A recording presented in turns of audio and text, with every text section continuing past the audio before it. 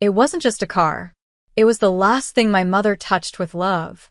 And now it was covered in jagged scratches that sliced through the paint like they were trying to erase her. My name is Clara. And from wherever you're watching this, stay with me. Have you ever felt like someone spit on something you bled for? Like your grief, your love, your memory meant absolutely nothing? The damage stretched across the hood in angry arcs, raw and deliberate. My legs went numb. I couldn't breathe. The car, my mother's vintage 1969 Mustang, was more than just steel and wheels. It was the only thing she left me when cancer took her, a restoration project we never got to finish together. But I had finished it. I spent months saving every penny, sanding every corner, repainting it myself in the exact shade of sky blue she loved. I poured my heartbreak into every inch, like maybe if I got it right, I could bring a part of her back. And now it looked like someone had taken a key and carved cruelty into my mother's memory. Whoa. A voice rang out behind me, casual, careless. Didn't mean for you to cry about it. It's just a car. I turned slowly. Dylan, my neighbor's teenage son. Barely 18, with that smug, dead-eyed stare only someone who's never known consequences could wear. He was holding a can of soda, his shirt half-tucked, like he'd just rolled out of bed to watch my pain from the comfort of his porch. It looked old anyway, he added with a shrug, before slurping from the can. I stared at him. I couldn't even speak. I couldn't scream. If I did, I knew I'd cry and he'd win. So I didn't say a word. I just turned around, climbed into the driver's seat, and drove away with shaking hands and a roaring storm behind my ribcage. He thought I left because I was weak. He thought I'd just go inside, cry into a pillow, and come back tomorrow pretending nothing happened. He didn't know me at all. Because that night I didn't cry. I didn't sleep either. Instead, I sat in my living room with the lights off and stared at the photo on the wall, me and Mom leaning against that same Mustang, both of us grinning like the world couldn't touch us. He touched it. He scratched the only thing I had left of her. And tomorrow he was going to understand exactly what that meant. Not through violence, not through screaming, but through something colder, something smarter, something permanent. I wasn't going to destroy him. I was going to teach him. And the first lesson? You don't spit on someone's pain and walk away whole. Dylan had always been that kid. You know the type, the one who breaks your window playing baseball and laughs when you ask him to pay for it. The one who speeds down the street at midnight blasting music, then smirks when you ask him to keep it down. He was chaos wrapped in entitlement, and everyone on our street knew it. But no one said anything, because his parents were the loudest, wealthiest voices in the neighborhood. His father, Greg, was the HOA president. His mother, Sandy, hosted the annual 4th of July barbecue, acting like she was royalty because she made potato salad with truffle oil. They wore their money like armor, and they used it to shield Dylan from every consequence life tried to hand him. Me? I was just the quiet girl across the street with paint-stained jeans and grease under her nails. After Mom died, I didn't have the energy to keep up appearances. The grief hit me like a slow, suffocating wave. My friends drifted away, unsure of what to say. I lost my job at the art studio when I took too many days off. People offered condolences and casseroles, then went back to their routines. But I stayed broken. And that Mustang was the only thing that kept me from falling apart completely. It had been her dream, something she and her father worked on when she was a teenager. After he passed, she parked it in our garage and left it untouched for years. When she got sick, we started working on it again together, on days when she felt strong enough to lift a wrench. She used to say, "We'll finish it together. And when it runs again, we'll drive until the sun disappears." She died before we could. So I picked up where she left off. Every day, after cleaning houses or delivering groceries to make ends meet, I'd spend my nights sanding, sealing, polishing. I learned everything I could about vintage cars. I took online classes. I bartered with mechanics, traded artwork for parts. I fought for that car like it was the only war I had left to win. And when I finally turned that engine over for the first time, it felt like she was sitting right next to me, smiling. That's what Dylan scratched. That's what he mocked. The first time Dylan made a cruel joke about my ancient junkyard project, I brushed it off. He had no idea what it meant. But as time passed and he saw the car come back to life, his jabs grew sharper. "Still pretending your mom's in that bucket of bolts," he said once, laughing with his idiot friends. I stayed quiet, because some battles aren't worth starting. But the moment I saw what he'd done to the paint, deep, messy swirls right over the passenger door, where my mother used to rest her hand, that silence cracked. And something cold and calculated grew in its place. This wasn't just about me anymore. It was about teaching him what respect costs when you don't give it freely. And I already knew what he valued most. Because just like I spent every spare second with my Mustang, Dylan had his own obsession. That loud, chrome-drenched motorcycle he worshipped. The one he thought made him untouchable. I smiled that night. Not out of happiness, but purpose. He scratched my memory. I was about to mess with his reflection. The next morning, I walked outside and stared at the Mustang. The scratches were still there, mocking me in daylight. I ran my fingers gently over the grooves, feeling the damage all the way in my chest. But this time, I wasn't shaken. I was measuring. Across the street, Dylan's garage door was open. His precious motorcycle gleamed under the morning sun like it was on display at an auto show. Matte black, gold accents, custom exhaust. A Ducati, I'd learned. Gifted on his 18th birthday. His parents didn't care that he hadn't graduated, had no job, and had a rap sheet of noise complaints. As long as he stayed out of jail and looked cool doing it, they were proud. He cleaned that bike daily, waxed it with microfiber cloths, posted filtered pictures of it online like it was some kind of deity. He even parked it diagonally in the driveway, like he wanted the whole street to admire it. But I didn't care how shiny it was. I cared about what was underneath. And that's when I started watching. Over the next few days, I observed Dylan like a scientist studying a lab rat. I noticed the pattern. He always parked half a foot over the sidewalk, illegal, but unnoticed. He never locked the bike properly, just left it with the kickstand down, confident no one would dare touch it. And then I remembered something. A week earlier, while repainting the Mustang's side mirror, I'd glanced across the street and noticed an envelope tucked under Dylan's windshield. A parking violation. One he crumpled and threw into his trash without even reading. I dug deeper. A few minutes on the city's public violation database revealed more than I expected. 6 unpaid tickets, 1 expired registration, and 2 complaints filed against him for reckless driving. One of them detailed an incident where he nearly hit a child on a scooter. Suddenly, the situation expanded in my mind like a puzzle snapping into focus. This wasn't just a spoiled brat who keyed my car. This was a pattern. A trail of destruction left behind by a kid who thought consequences were myths made up for poor people. But the deeper I dug, the more I started seeing something I hadn't expected. He didn't just behave like someone who didn't care. He behaved like someone who couldn't afford to care. The flashy bike? Still under a payment plan. The insurance? Spotty. The house? Recently refinanced. Greg and Sandy weren't the high-rolling suburban royalty they pretended to be.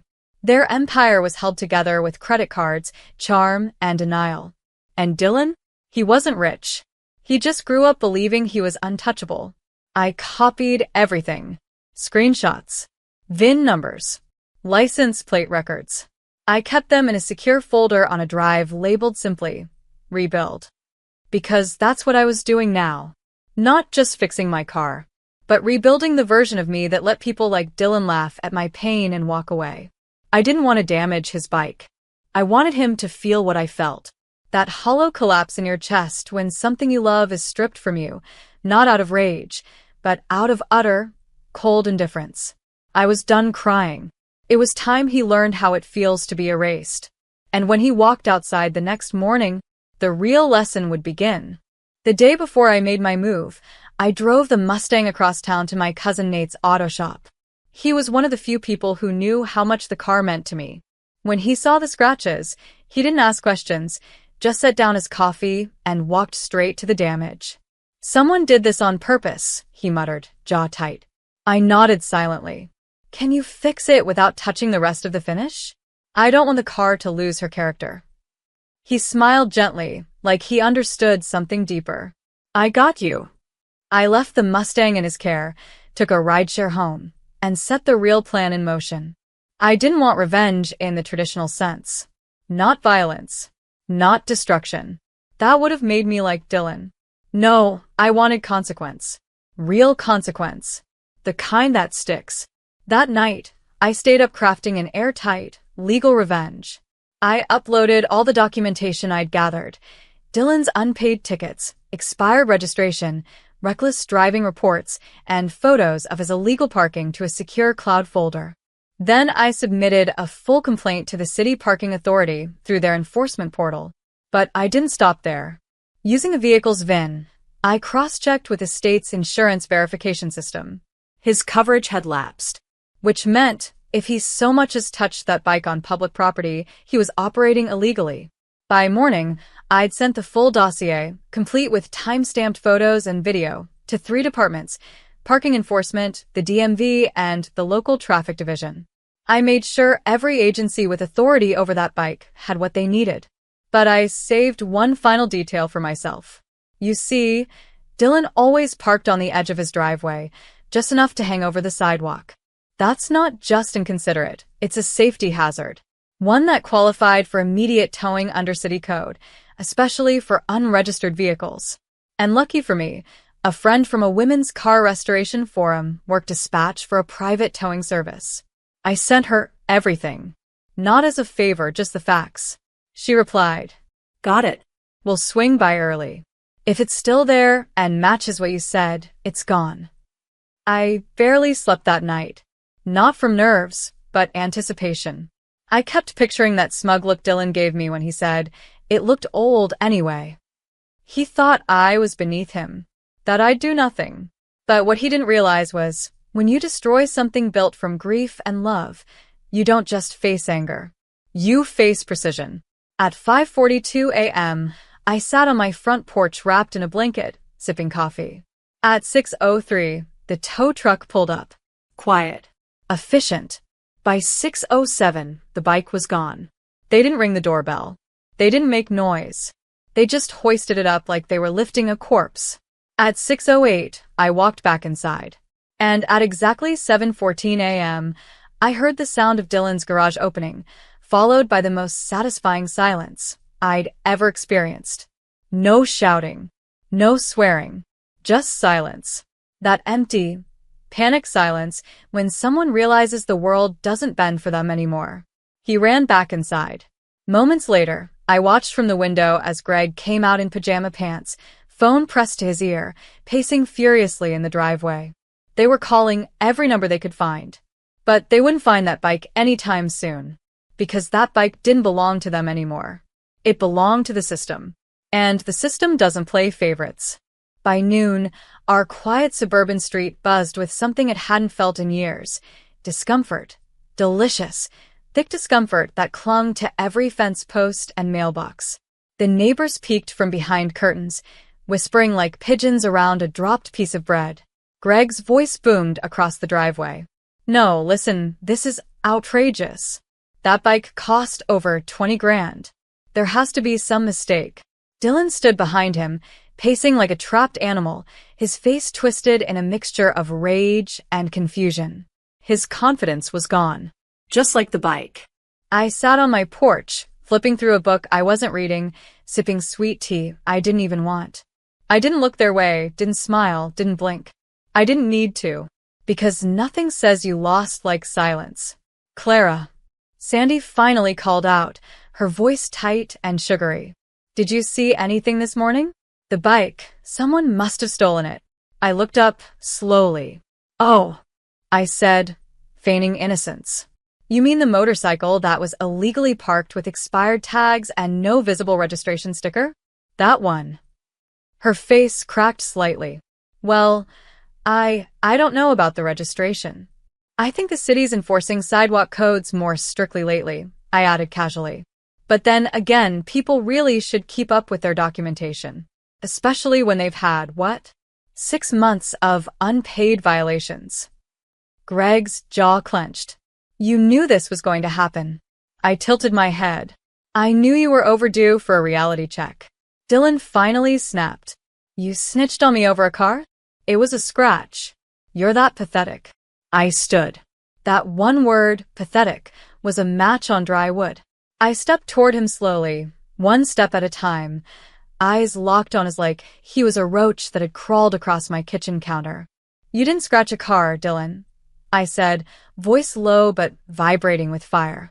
You vandalized the last piece of my mother I had left. You mocked her memory. You laughed at my grief. And now you're finally feeling something close to the weight I've carried since the day she died. His eyes darted to his parents, searching for backup. None came. Greg and Sandy stood frozen, silent for once. Sandy's arms were crossed. Greg looked like he might speak, then thought better of it. Dylan tried again. It's just a bike, okay? You didn't have to destroy me over it. No, I said.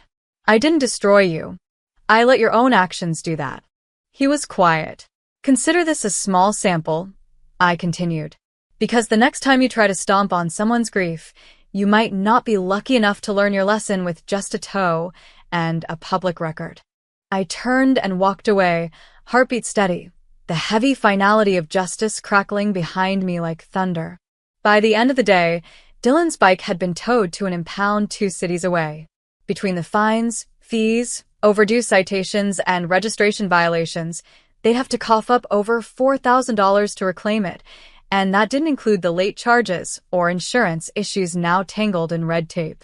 His social media went dark. His bike god persona erased overnight. The same neighbors who used to laugh at his loud jokes now whispered behind his back, shaking their heads. And me?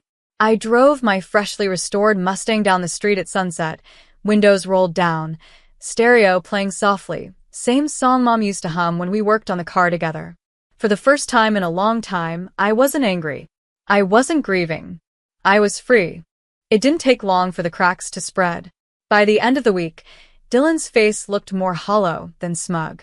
The same guy who strutted around shirtless while revving his engine at 6 a.m. now walked with his head down, earbuds in, trying to blend into the background. But shame has a scent, and our street had a strong nose. The tow company refused to release the bike until all charges were cleared. When Greg tried to argue his way through it, the city slapped on a vehicle lien notice. The bike was no longer theirs. Not unless they wanted to cough up everything in full.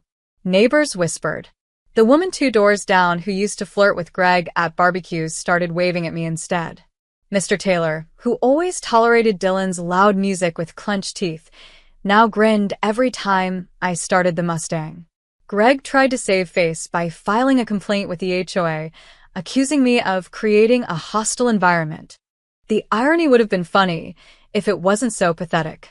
He didn't expect me to show up at the board meeting, dressed in a blazer, a stack of documentation under my arm. I'm happy to walk you through the city ordinances your son violated, I said calmly. Or maybe we should discuss how your unpaid fines technically violate HOA compliance rules? The silence that followed was everything I needed. I didn't raise my voice once. I didn't need to. Dylan, stripped of his social image, tried rebuilding his confidence online, posting old photos, recycled captions. But the comments were brutal. His friends had moved on. No one came to his defense. The joke was over. And he was the punchline. At home, things only worsened. I watched Sandy slam the door on Greg's face during one of their shouting matches. Word spread that they were struggling financially. The house, once the pride of the block with its perfectly trimmed hedges and luxury cars, started to look tired. The lights stayed off longer. Deliveries stopped. No more catered lunches. No more parties. And Dylan? He got a job. A real one. At the car wash off Route 7. I found out because I happened to stop there on a Saturday, mud clinging to my tires after a long drive. He didn't see me until I rolled down the window. Our eyes met. For a second, I thought he might pretend not to recognize me. But then he nodded. Just once. And walked around to scrub my windshield. There was no smugness. No smirk. Just quiet focus. He didn't speak. I tipped generously. Not because I wanted to humiliate him, but because I knew what it meant to start over. To rebuild. I wasn't looking to ruin him. I wanted to shake him awake. And I did. When I drove away, I saw him pause at the edge of the parking lot, hands on his hips, face tilted up to the sky like he was trying to catch his breath. I didn't smile. I didn't wave. But I knew he felt it. The shift. The weight. The accountability. Everything he took from me, I took back. Not with violence. With truth. With justice. And with a kind of silence that speaks louder than rage ever could. After everything, peace didn't come all at once. It came in moments. Quiet ones. I'd wake up early and sit on the porch with my coffee, the Mustang gleaming in the driveway. I'd hear birds instead of revving engines. No more sharp whistles from Dylan. No more Sandy's forced good mornings. Just calm. Space. Breath. And for the first time in years, I filled that space with something real. Myself. I took a part-time job at a local restoration garage that specialized in vintage cars. The owner, Miss Dottie, was in her late 60s with a braid down to her waist and a voice like gravel and honey.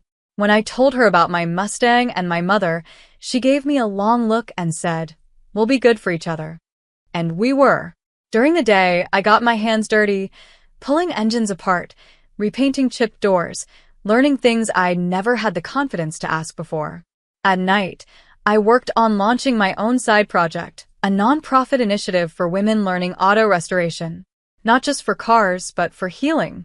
A place where grief and grease could mix, where people like me could find power in what they built with their hands. We called it Her Drive. Alex, a close friend from high school I'd reconnected with during the storm, helped me build the website.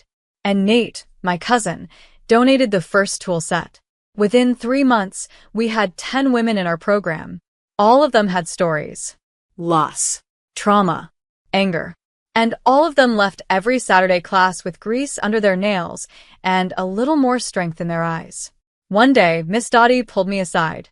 "You know," she said, wiping her hands on a rag, "some people live their whole lives never getting to turn pain into purpose. You didn't just fix a car, Clara.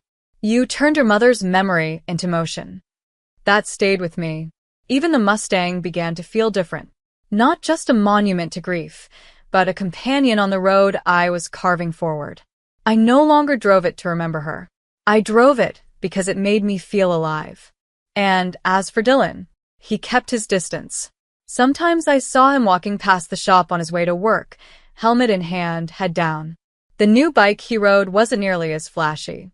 He didn't rev it. He didn't pose for pictures. But he wore a mechanic's uniform now. He was earning his own way. Maybe it was guilt. Maybe it was growth. I didn't need to know. What mattered was that I had changed. I wasn't the girl who stood silently while someone laughed at her pain. I was the woman who turned that pain into power, into community, into something that lived beyond her own healing. And maybe, in some strange way, Dylan had given me the final push to become that version of myself. But he'd never take credit for it. This was mine. All of it. 6 months after the bike was towed, I received a letter. Handwritten. The envelope had my name carefully penned across the front. No return address. I almost didn't open it. But curiosity, or maybe closure, pulled me in. Inside was a single page. Neat handwriting. No excuses. Just this. "Clara, I know saying sorry doesn't fix the damage I caused. And I won't pretend to understand what that car meant to you, but I see it now. I see the weight behind what I dismissed. You didn't just take my bike. You made me face myself. And you were right. No one's ever held me accountable before. But you did. And because of that, I'm trying. I'm taking classes at the community college. I'm working nights. I paid off the fees. The bike's gone and that's fine. Honestly, it was never mine to begin with. Not really. It was just something I used to hide behind. Thank you for showing me I couldn't hide anymore. Dylan." I read it once, then again. And the third time I folded it slowly, set it inside the glove box of the Mustang, and closed it with care. Because that letter didn't undo what happened. But it did something better. It proved that silence can echo louder than rage. That dignity can disarm arrogance. And that sometimes the real revenge isn't breaking someone, but waking them up. That Sunday, I took the Mustang out to the edge of town, to the long winding road that hugs the coast. It was Mom's favorite stretch, where she used to say, "Let the sky remind you that grief doesn't last forever." I drove for miles with the windows down, wind in my hair, the sun slicing through the clouds just the way she liked it. At a quiet overlook, I parked and stepped out. The ocean roared below, like a living heart. I laid a single photo on the dashboard. Mom, in her denim overalls, arms crossed, standing next to the Mustang when it was just rust and bones. Then I whispered, "We finished it, Mom. She's ready." I smiled, not the smile of someone who won, but someone who healed. Behind me, the sound of an engine approached. A familiar one. I didn't turn around. I knew who it was. Dylan pulled into the lot slowly, his bike quiet, his helmet removed with care. He parked on the opposite end, far from me, respectful. He didn't try to talk. He didn't wave. He just looked at the view, then at the car, then nodded once. Then he turned and left. That was all. No grand apologies. No theatrics. Just a small, quiet recognition. And that was enough. Because this story didn't need a loud ending. It began with pain, but it ends with growth. With clarity. With power returned to where it belonged. To me. They say revenge is best served cold. But I disagree. Revenge, real revenge, is served quietly, in the form of a life rebuilt, a legacy restored, and the peace that comes when you've risen beyond the reach of those who tried to break you. I didn't need to ruin his life. I just needed to reclaim mine. And I did. 1 mile at a time.